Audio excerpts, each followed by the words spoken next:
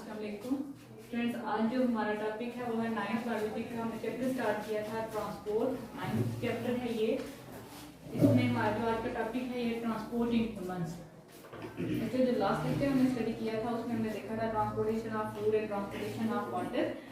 आज हमें स्टडी करना है ट्रांसपोर्ट इन ह्यूमन। ये आप लोगों का जो चैप्टर है इसके इंट्रोडक्शन में ही हमने ये देखा था कि मैंने आपको बताया था कि इस चैप्टर के आपके पास दो पोर्शन है। एक आपने स्टडी करना है ट्रांसपोर्ट इन प्लांट्स, दूसरा आपने स्टडी करना था ट्रांसपोर्ट इन एनिमल्स। एनिमल्स में आपने स्पेसिफिकली आपने स्टडी करना था कि ह्यूमंस के अंदर ट्रांसपोर्ट कैसे होती है। ठीक है, आपने अगर मैं आपको बता दूं, थोड़ा समराइज कर दूं ट्रांसपोर्ट इन प्लांट्स को, तो आपने देखा था कि उसके अंदर हम ट्रांसपोर्ट फूड की करवाते हैं, ट्रांसपोर्ट वाटर की करवाते हैं। उसके लिए हमारे पास जाइलम होता है, हमारे पास फ्लम होता है। उसके लिए हमने वाटर के लिए हमने जो थ्योरी पढ़ी थी वो पढ़ी है टेंशन थ्योरी, और जो हमने फूड के लिए थ्योरी पढ़ी थी वो थी ब्रैकेट फ्लो थ्योरी, जिसमें हमने सोर्स और सिंक का ये सारा कुछ हमने बताया था। आज हमने स्टडी करना है ट्रांसपोर्ट इन ह्यूमंस। इसी तरह हम जैसे हमने प्लांट्स में देखा कि उसके अंदर मैकेनिज्म होते हैं, इसी तरह हम ह्यूमन के अंदर भी देखेंगे कि ह्यूमन के अंदर ट्रांसपोर्ट कैसे होती है। ठीक है, अब सबसे पहले हम देखते हैं कि ह्यूमन के अंदर अगर ट्रांसपोर्ट हो रही है तो बेशुमार मटेरियल्स हैं जिनकी हम ट्रांसपोर्ट करवाते हैं। फॉर एग्जांपल हम देखते हैं कि हम जो फूड लेते हैं, हम न्यूट्रिशन लेते हैं। ठीक है, न्यूट्रिशन क्यों लेते हैं? हम एनर्जी के लिए न्यूट्रिशन लेते हैं। ठीक है, एनर्जी मतलब एटीपी के लिए हम न्यूट्रिशन लेते हैं। अब वो जो न्यूट्रिशन है वो कहाँ पे एब्जॉर्ब होती है? हमारा जो हमने स्मॉल इंटेस्टाइन देखा था उसमें हमने एब्जॉर्प्शन ऑफ न्यूट्रिएंट्स देखा था, एब्जॉर्प्शन ऑफ फूड, और वो चीज़ें कहाँ पे एब्जॉर्ब हो रही थी, मतलब प्रोटीन, कार्बोहाइड्रेट्स और लिपिड्स, ये चीज़ें के ब्लड के अंदर जो है वो एब्जॉर्ब हो रही थी। अब ह्यूमंस की अगर हम बात करें तो ह्यूमन के अंदर ट्रांसपोर्ट के लिए दो मैकेनिज्म है, मतलब आप कह सकते हैं कि इसके अंदर दो ट्रांसपोर्ट सिस्टम है। एक को आप कहते हैं सर्कुलेटरी सिस्टम,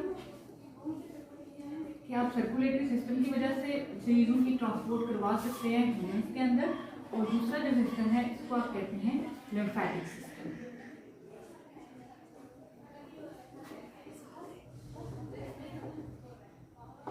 लिम्फेटिक सिस्टम, अगर हम सर्कुलेटरी सिस्टम की बात करते हैं तो सर्कुलेटरी सिस्टम में हम जो अगर अपना स्केच बनाते हैं तो ये है कि जो सर्कुलेटरी सिस्टम है ये कौन सा सिस्टम है जिसमें हम क्या करते हैं, ब्लड ट्रांसपोर्ट होता है। ठीक है, ब्लड पूरी बॉडी के अंदर जाता है। ये सिस्टम कौन सी किस कैटेगरी में आ जाता है? सर्कुलेटरी सिस्टम में।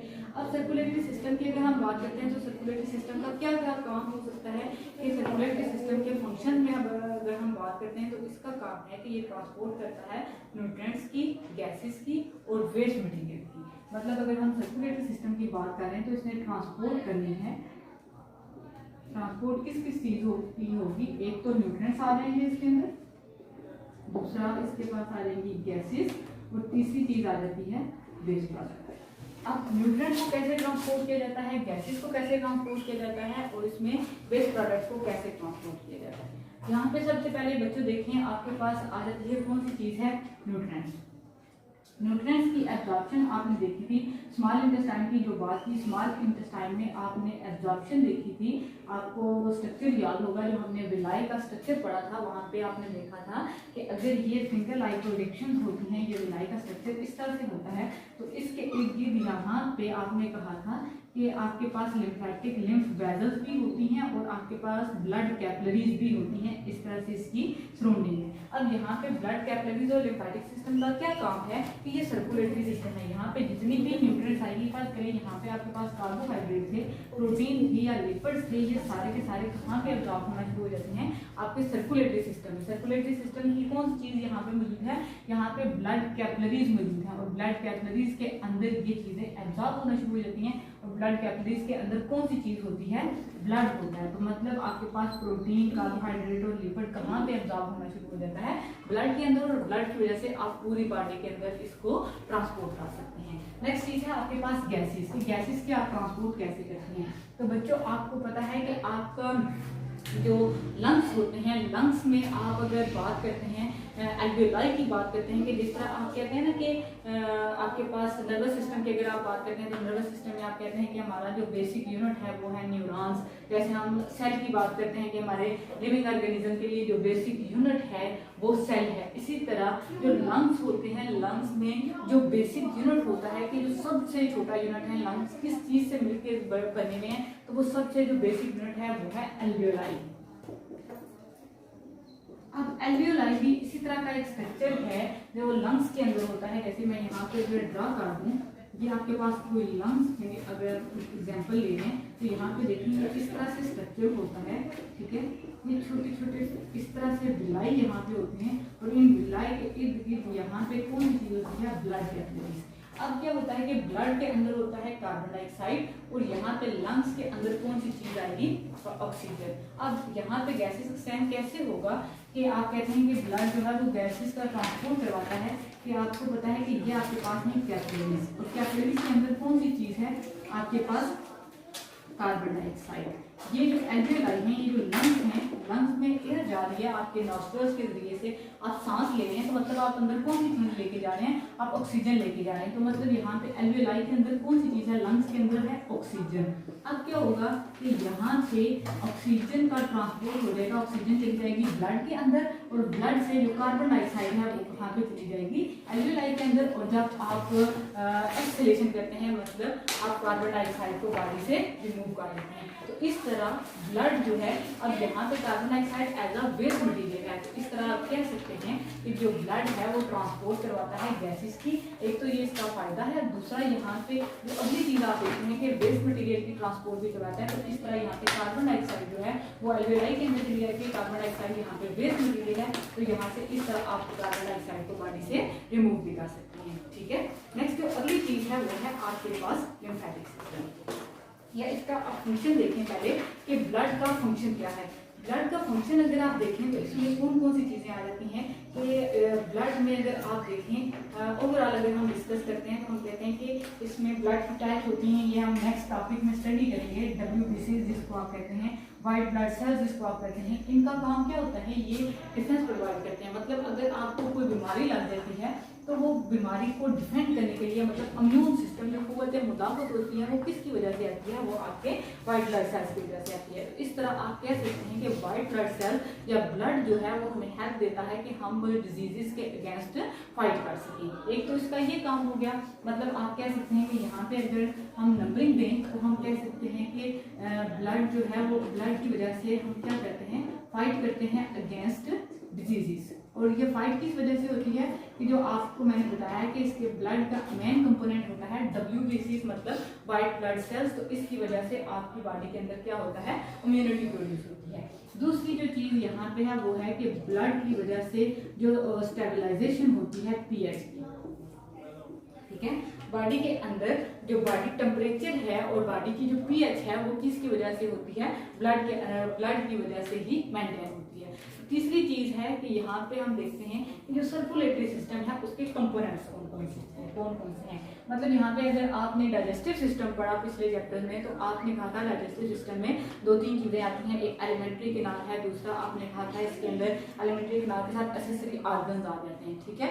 एलिमेंट्री किनार में आपने उसके फर्दर ऑर्गन्स पढ़े थे कि कौन कौन से ऑर्गन इसके अंदर आते हैं। इसी तरह ये भी सर्कुलेटरी सिस्टम भी एक बड़ा सिस्टम है, तो इसके अंदर आपने देखना है कि इसके कौन कौन से कंपोनेंट्स हैं। तो यहाँ पे अगर इसके हम कंपोनेंट्स की बात करते हैं तो सबसे पहले इसका एक कंपोनेंट होता है ब्लड, दूसरा इसका कंपोनेंट है हार्ट और तीसरी जो चीज है वो है ब्लड वेसल्स।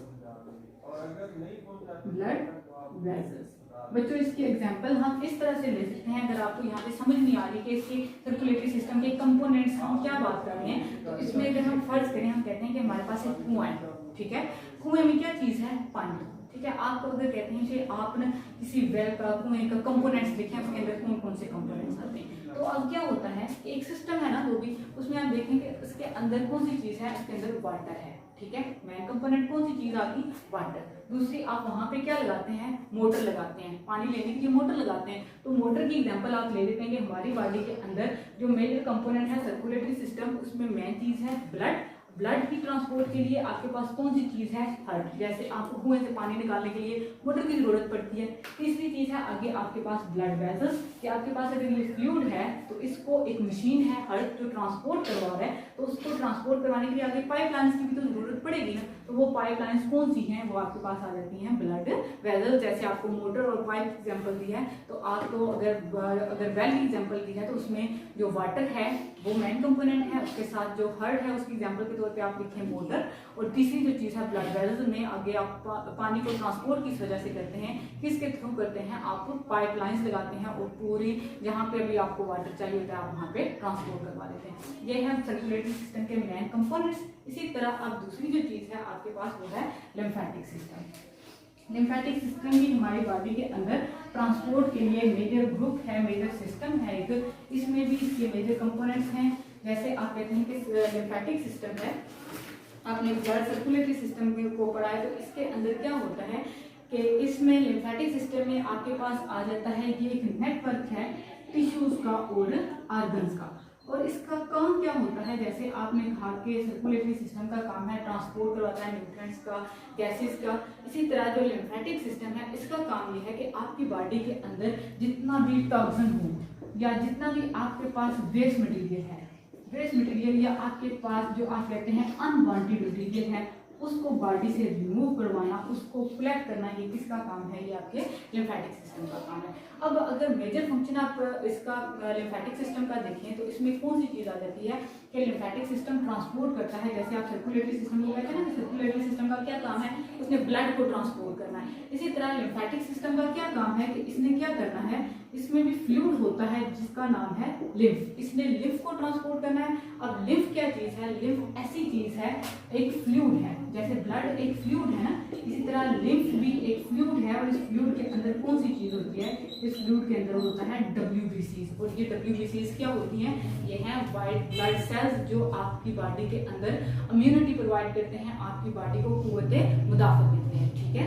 अब जो इसके मेजर कंपोनेंट्स हैं, जैसे आपने कहा सर्कुलेटरी सिस्टम के कंपोनेंट्स होते हैं, ब्लड होता है, हार्ट होता है, ब्लड वेसल्स होती हैं। इसी तरह लिम्फेटिक सिस्टम के भी कंपोनेंट्स हैं। इसमें जो मेजर कंपोनेंट्स हैं वो है बोन मैरो, थाइमस, और मैं यहाँ पे मेंशन कर देती हूँ कि बोन मैरो, थाइमस, और नेक्स्ट है आपके पास स्प्लीन, टॉन्सिल्स, लिम्फ नोड्स, और लास्ट पे चीज आ जाती है लिम्फोसाइट्स। ये आपके पास लिम्फेटिक सिस्टम के मेजर कंपोनेंट्स हैं। जैसे आपने कहा ना कि ब्लड सर्कुलेटरी सिस्टम में आपके पास ब्लड है, हार्ट है, ब्लड वेसल्स हैं, ये ट्रांसपोर्ट करती हैं ब्लड को, या सिस्टम जो है इन तीन चीज़ों की वजह से ऑपरेट होता है। इसी तरह ये जो आपके पास लिम्फेटिक सिस्टम है इसके अंदर भी ऑर्गन्स आते हैं। कौन कौन से ऑर्गन्स हैं, एक बोन मैरो आ जाता है, ठीक है, thymus, spleen, tonsils, lymph nodes और लिम्फोसाइट्स। ये मेजर ऑर्गन्स हैं जो मिलके एक सिस्टम बना देते हैं। जैसे कौन सा सिस्टम है, लिम्फेटिक सिस्टम। बच्चों इसमें आपने कंफ्यूज नहीं होना कि ये लिम्फेटिक सिस्टम की ये कौन सी चीजें हैं। जिससे आपने डाइजेस्टिव सिस्टम में पढ़ा था कि ओरल कैविटी होती है, स्टमक होता है, एसोफेगस होता है, small intestine, large intestine, liver, ये जो चीजें होती हैं ये मिलके एक डाइजेस्टिव सिस्टम बनाती हैं। इसी तरह ये जो चीजें हैं आपके पास, ये मिलके आपके पास कौन सी चीज बना देती हैं, एक लिम्फेटिक सिस्टम। तो आज आपने कौन सी चीज पढ़ी है बच्चों कि हमारे पास हमने स्टडी किया है ट्रांसपोर्ट इन ह्यूमंस। और ट्रांसपोर्ट इन ह्यूमन में आपने देखा कि दो इसके अंदर मेजर सिस्टम आते हैं, एक सर्कुलेटरी सिस्टम है और दूसरा कौन सा सिस्टम है, लिम्फेटिक सिस्टम। इसका इंट्रोडक्शन हमने पढ़ा है। नेक्स्ट इंशाल्लाह हम स्टडी करेंगे आपके पास जो ब्लड के मेन कंपोनेंट्स हैं वो हम स्टडी करेंगे और उनके फंक्शन स्टडी करेंगे। ओके, अल्लाह हाफिज।